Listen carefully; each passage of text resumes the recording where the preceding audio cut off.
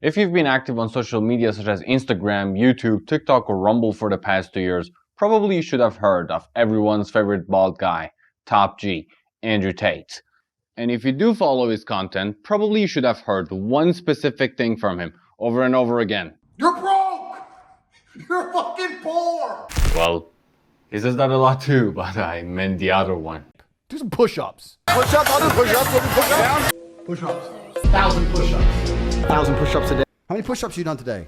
But among all the clips of him mentioning push-ups, there was one that really seemed interesting and caught my attention. You're weak.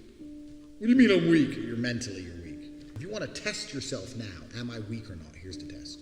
500 push-ups. How's that going to harm you in any way? It can only make your life better.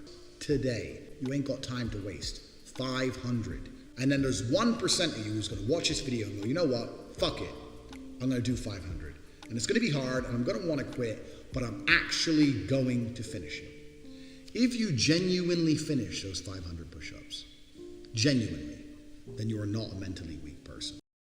As an athletic person, which this picture totally proves it, I thought it might be an easy challenge to do.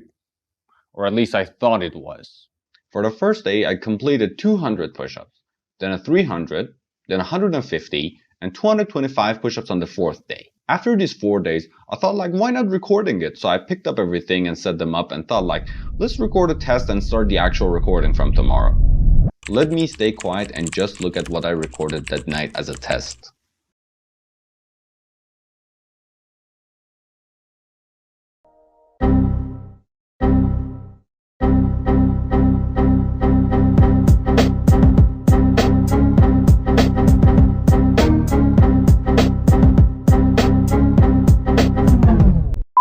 It was ridiculous and embarrassing. I thought I was doing push-ups correctly my whole life.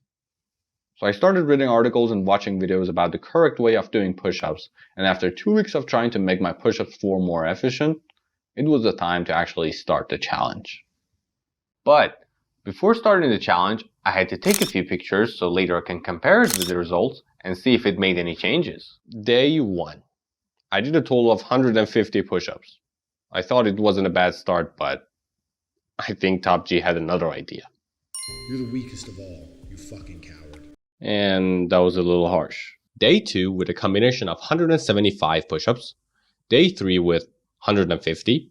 Day 4 with again 150. And day 5 with again 150. Good God, I was feeling like a failure. Day 6 was the first day I passed 250 push-ups. Halfway there I was, but... I said 500. I didn't say 261. I didn't say 499. Day 7 with 225. Day 8 with 125. And day 9 ended with 300. So you quit like a fucking pussy because you're mentally weak. Okay. Day 10. Man, I love this day. It was the first time I finished 500 push-ups in a day.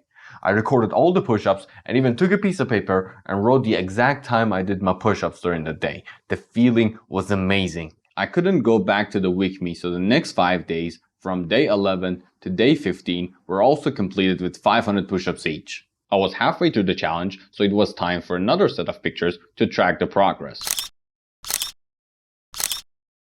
Days were passing by, and I tried my best not to miss a single one. After the first few days of doing 500 push-ups each day, it wasn't as hard as it was before. For the next 15 days, I managed to accomplish the mission without any problem. Of course, it was hard for me as someone who just started doing push-ups every day, but I didn't have any plan to give up. And it leads us to day 31. Last day of the challenge, and the last set of push-ups, and the last set of pictures.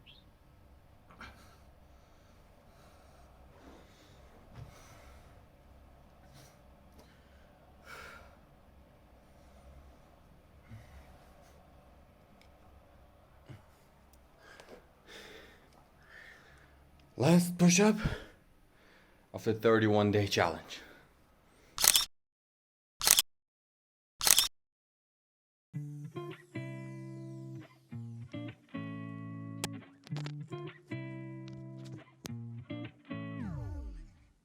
In the first few days, I used to think doing 500 push-ups a day would be so hard, close to impossible to do. But now I understand why Andrew actually mentioned mental weakness instead of physical weakness. Because your body is capable of doing anything you want, but your brain doesn't want you to struggle. Now that I'm sitting here and talking with you, it's almost 1 year after the challenge and I just posted this video. But there was no day, and there will be no day I will miss doing it. It didn't matter if it was in the morning, or in the afternoon, or at night. It didn't matter if it was raining, or snowing, or it was sunny. It didn't matter if it was crazy cold, or freaking hot. I did it under that tree shadow because when I put my hands on the asphalt, they were almost burned because of the high temperature.